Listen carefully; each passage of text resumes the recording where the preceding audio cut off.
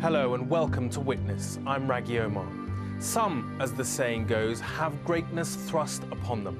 35-year-old Farouk works on the Basra oil terminal in the Shatt al-Arab waterway, surrounded by tankers and warships from the United States, the UK and Australia.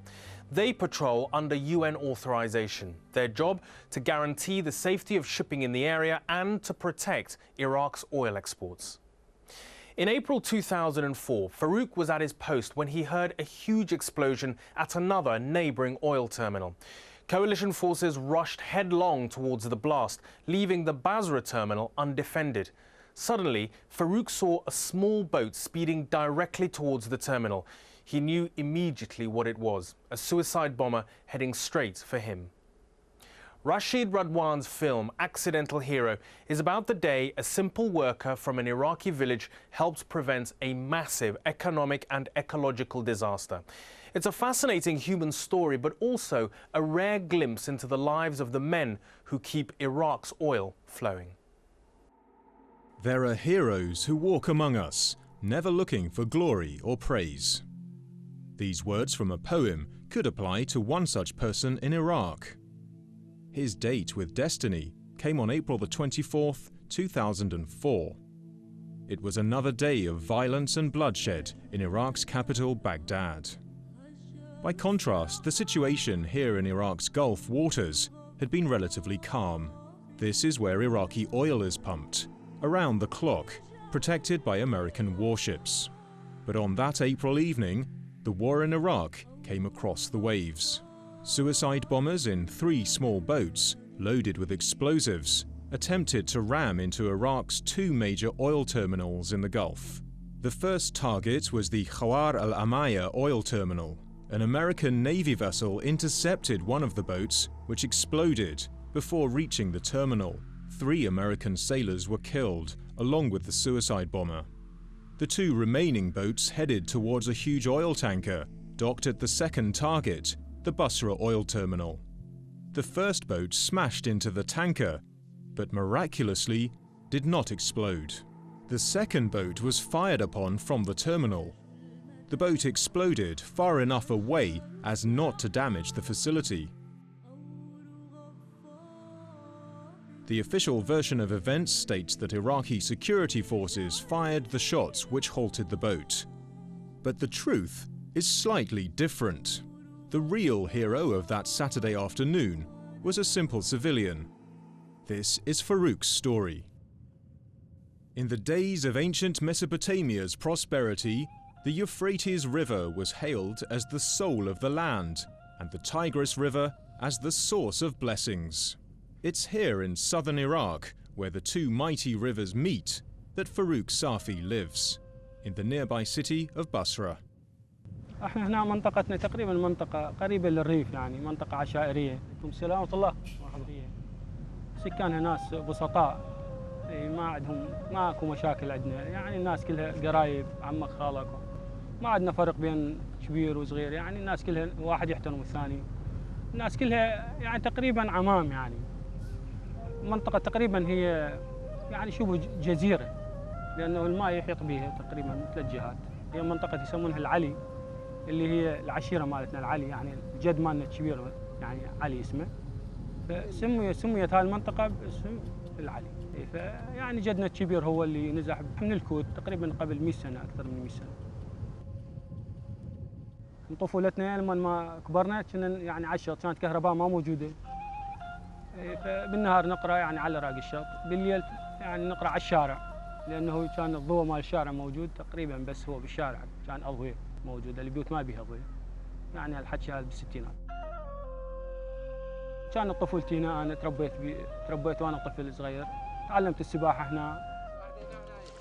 يا بوي ما بعرف.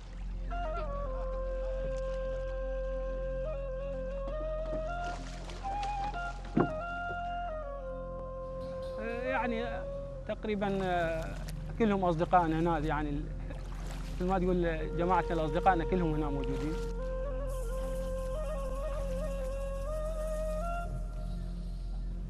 والله مسوين عزيمة للناس اللي موجودين عندنا بالجامعة، اللي القارئ وأهل المنطقة هم ولد من جماعتنا.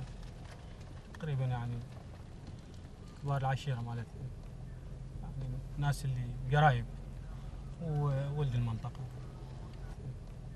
يعني مناسبة رمضان يعني فطور رمضان يعني مناسبة يعني فطور رمضان يعني ثواب على السنة. الله أكبر الله أكبر لا إله يلا حنشوف له والله.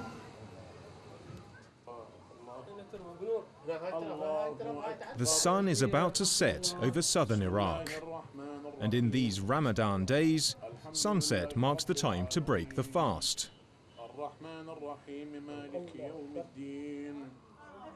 حي على الصلاة حي على الصلاة.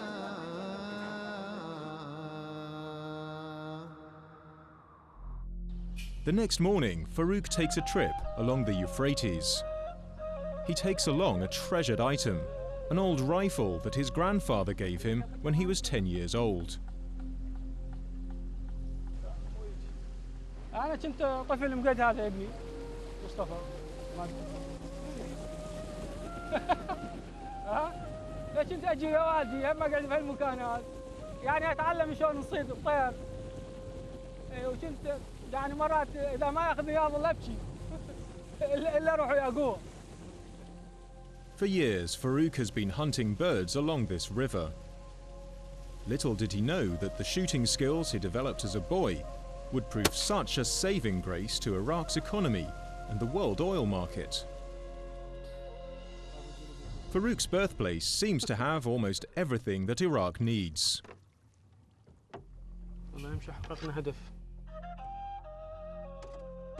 Oil, water, and something close to a normal life. Other parts of Iraq can only imagine moments like these. Farouk spent all his life here in these marshlands, part of ancient Mesopotamia, believed to be the cradle of civilization. Some believe that the Garden of Eden was somewhere here. Legend or not, this feels a blessed place, even in these troubled times. يعني قبل إذا واحد يضوج وإذا واحد ينحصر مثل ما تقول يعني نفسه الضيق تجي له الأهوار إلى صيد الطيور والأسماك والمتعة يعني الماء والنخيل يعني هي تقريبا مثل المنتزهات يعني بس مع الأسف يعني ماكو اهتمام بهذه الثروة الطبيعية اللي الله سبحانه وتعالى نعطيها. The people of this region are heirs to a culture that can be traced back thousands of years. It's a culture based on water, hunting and fishing.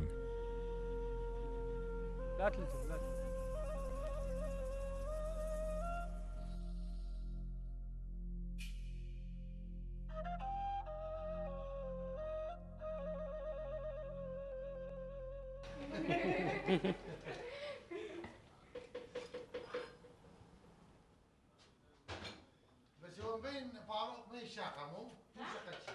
لا هي شاقة شوي مناطق يعني كذا ساعات. يعني ساعاتها مو شوية. لا ساعات عصبي. ساعات شوية. وشنو جالي تخليك تصير عصبي. وهذا حمودي. اي 4 سنوات. حمودي 3 سنوات. اليوم عيد ميلاده. This is Farouk's last night at home with his family. In a few hours, he will take the long journey to the northern Gulf waters.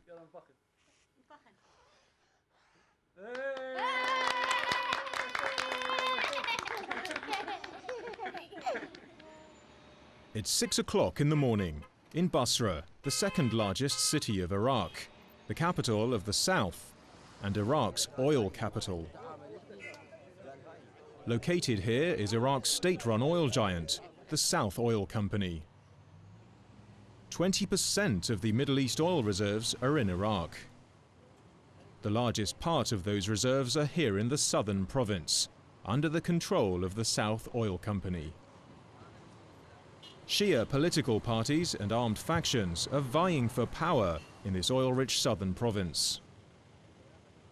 Farouk's long journey is just starting. The destination is Basra Oil Terminal. The trip by road is dangerous. Accused by insurgents of participating in the robbery of Iraqi oil, these oil workers are one of the main targets of armed groups. Today is not an exception. The bus travels under the protection of armed security guards. The trip by road ends at Al Fao port. From here, an old cargo boat will take the Basra Oil Terminal workers on a 55-mile trip to the northern Gulf. The Shatt al-Arab is not only a river of beauty. This waterway, Iraq's door to the sea, has witnessed many of the battles fought in Iraq from ancient to modern times. طبعا هذا الجسر راحت هواي قوات عليه من القوات العراقية والإيرانية، يعني قوات ما يعني خلال ضربة واحدة تقريبا راح من الجانب الإيراني من القوات الإيرانية 14,000 جندي. الأجساد مال الجنود الإيرانيين يعني ما قدروا يميزون بين أجسادهم. The Shatt al-Arab still carries scars of earlier wars. Some say that no other river in the world has washed away so much blood. Farouk has been doing this journey every 2 weeks for more than 20 years now. لا احنا حكينا على شغلات الحلو ما حكينا على الطلايم عف الطلايم. Farouk and his colleagues always find a way to pass the time.